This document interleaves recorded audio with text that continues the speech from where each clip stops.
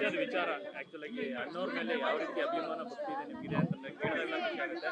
So ನಿಮ್ಮ ಒಂದು ಚೊಚ್ಚಲ ಸಿನಿಮಾ ನಿರ್ಮಾಣದ ಖುಷಿಯ ಒಂದು ಪ್ರಾರಂಭ ಏನಿದೆ, ಪ್ರಚಾರದ ಪ್ರಾರಂಭ ಇಲ್ಲಿಂದ ಮಾಡಬೇಕು ಅಂತ ಆ ಥರದೊಂದು ಥಾಟ್ ಇದೆಯಲ್ಲ. ಹೌದಲ್ವಾ, ಇದೇ ನಮ್ಮ ದೇವಸ್ಥಾನ. ನಮ್ಮ ಕನ್ನಡ ಚಿತ್ರರಂಗಕ್ಕೆ ಬೇಸ್ಮೆಂಟ್ ಕೊಟ್ಟು ನಮ್ಮನ್ನೆಲ್ಲ ಅರಸಿ ಹೋಗಿದ್ದಾರೆ. ನಾವು ಅಣ್ಣವರಿಂದ ಶುರು ಮಾಡೋಣ, ಇವತ್ತಿಂದ ಪ್ರಚಾರ ಸ್ಟಾರ್ಟು.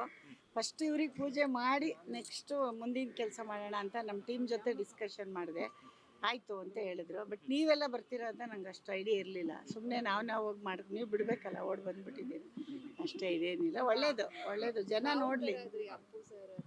ನಮ್ಮ ಅಪ್ಪು ತುಂಬ ಸೆಂಟಿಮೆಂಟು ನನಗೆ. ಅಪ್ಪು ಅಂದರೆ ಒಂಥರ ಗೊತ್ತಲ್ಲ, ಎಲ್ರಿಗೂ ಇದೆ ಅದು, ಯಾರು ತೋರಿಸ್ಕೊಳ್ಳಲ್ಲ, ನಮಗೂ ಇದೆ ಅದು. ಮನೆ ಮಗ ಅಲ್ವಾ, ನಮ್ಮನೆ ಮಗ ಇದ್ದಂಗೆ ಎಲ್ಲರೂ. ಅವ್ರಿಗೆ ಎಷ್ಟಾಗಬೇಕು, ನಮಗೆ ಹೆಂಗಾಗುತ್ತೆ ಅಂದರೆ. ಬಟ್ ಏನು ಮಾಡೋಕ್ಕಾಗಲ್ಲ, ದೇವ್ರಿಗೂ ಅದನ್ನು, ದೇವ್ರಿಗೂ ವಿಧಿ ಅಂತಾರಲ್ಲ, ಅದಾಗೋಯ್ತು.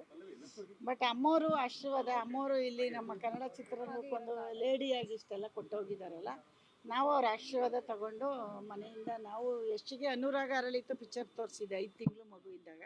ನಮ್ಮ ಮೊಮ್ಮಗನಿಗೆ ಕಸ್ತೂರಿ ನಿವಾಸ ಹಳೇದು ಪ್ರಿಂಟ್ ಮಾಡಿದ್ರಲ್ಲ ಹೊಸ್ದಾಗಿ, ಅದು ತೋರಿಸಿದ್ವಿ. ಅಷ್ಟು ನಮ್ಗೆ ಅಭಿಮಾನ. ಬಟ್ ಸುಮ್ಮನೆ ಅಭಿಮಾನ ಅಲ್ಲ, ಅವ್ರು ಅದನ್ನು ಪ್ರೂವ್ ಮಾಡೋಗಿದ್ದಾರಲ್ವಾ. ಹಾಗಾಗಿ ಇಲ್ಲಿಂದನೇ ಮಾಡಬೇಕು ಅಂತ ಮನಸ್ಸಲ್ಲಿ ತುಂಬ ದಿವಸದಿಂದ ಇತ್ತು. ನಾನು ಏನು ಮಾಡಿದ್ರು ಅಂದರೆ ಸಿನಿಮಾ ರಂಗಕ್ಕೆ ಏನಾದರೂ ಮಾಡಿದಾಗ ಅಣ್ಣವರ ಆಶೀರ್ವಾದ ತಗೊಂಡು ಮಾಡ್ತಾ ಇದ್ದೀವಿ.